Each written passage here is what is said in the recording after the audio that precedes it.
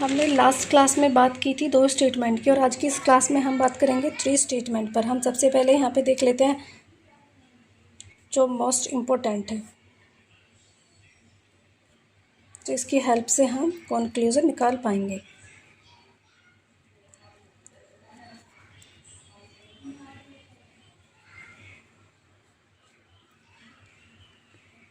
Okay, अब यहाँ पे हम बात करेंगे 3 स्टेटमेंट की कि 3 स्टेटमेंट में हम कंक्लूजन किस तरह से निकालते हैं। हम सबसे पहले ये देख लेंगे, पॉजिटिव से पॉजिटिव स्टेटमेंट है, कंक्लूजन क्या निकल कर आएगा।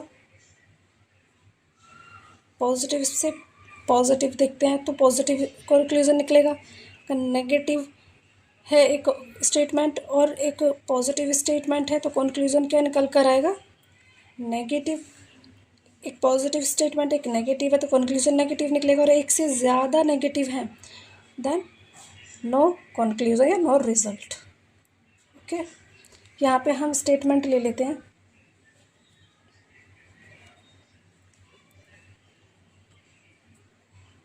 ओके,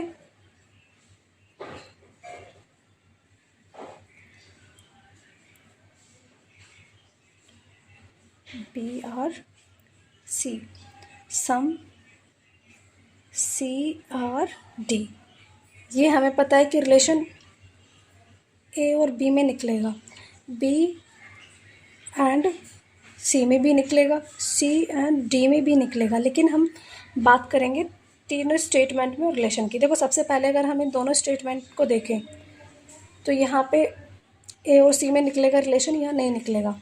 ये देखिए, ऑल के लिए होता है 150, नन के लिए होता है 100 एंड 100।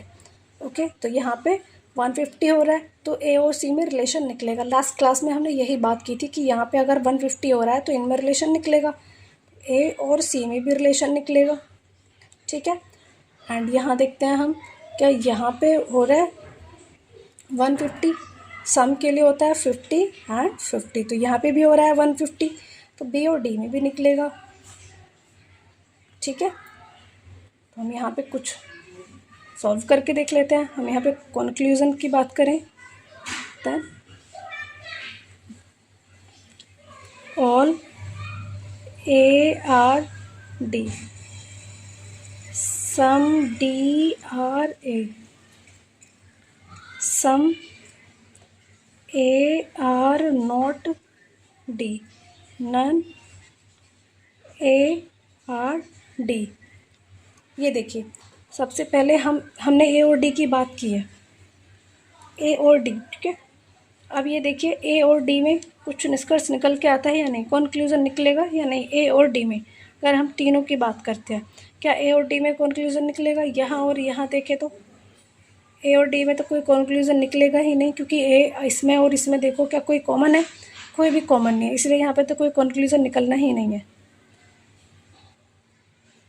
ओके, नेक्स्ट देखते हैं, हम एक और स्टेटमेंट ले लेते हैं।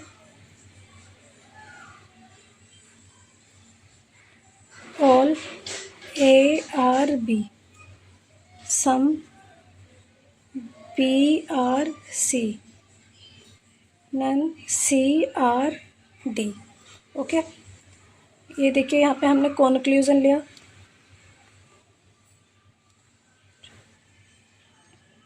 All ARD some ARD none TRA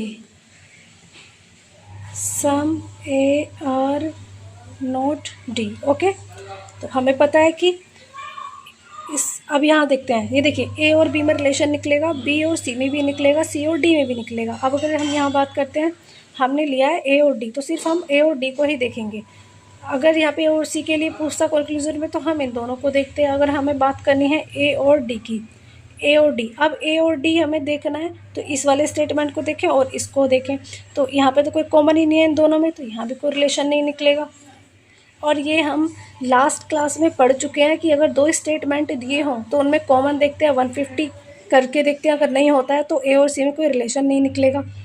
अगर 150 बनता है तो A और C में रिलेशन निकलेगा, जो कि हम निकाल चुके हैं। अब ऐसे ही यहाँ देखते हैं, कॉमन है क्या 150 बनेगा या नहीं बनेगा, वो चेक करेंगे। तो बी और डी में कंक्लूजन निकल कर आएगा। अच्छा, हम एक बार देख लेते हैं कि ऑल के लिए हम क्या लेते हैं 150, सम के लिए 50 एंड 50 और नन के लिए 100 एंड 100। ये देखिए 50-50 है, 150 नहीं हो रहा है ऐड करके, तो ए और सी में कोई रिलेशन नहीं निकलेगा।